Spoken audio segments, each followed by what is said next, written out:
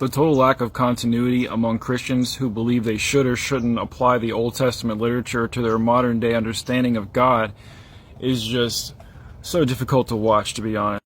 So on the one hand, you have dispensationalists, which comprise many, many Christians in modern America who believe that God operated among people in different ways through different periods of time. And in the Old Testament, he dealt with people through the law, and right now he's dealing with people through a period of grace or through a new covenant that's completely separate from the old covenant.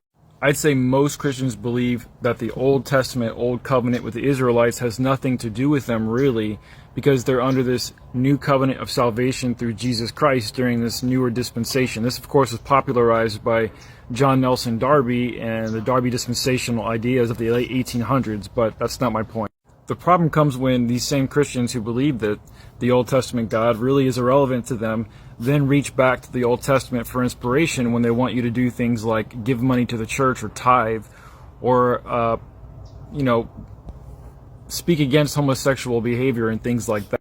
Christians will reach to the Old Testament to justify capital punishment as another example. Not to mention Christians constantly look to the Old Testament for symbols and shadows and moral ideas that they think God was teaching his people in the Old Testament. But then when you cleanly point out the problems with Old Testament theology and Old Testament morality, namely stuff like slavery and the way women were treated and human trafficking and all those things we see in the Old Testament, warmongering and all that, then suddenly they're like, oh, well, that's not the way it is anymore. That was the way God used to deal with Christians in the world, but now he does a different plan.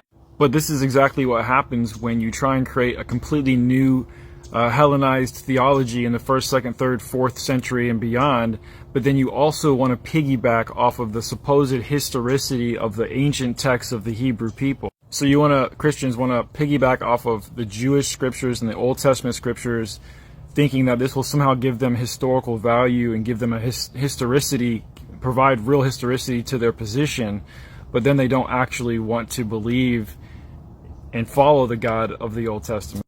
Basically, they want to have their cake and eat it too.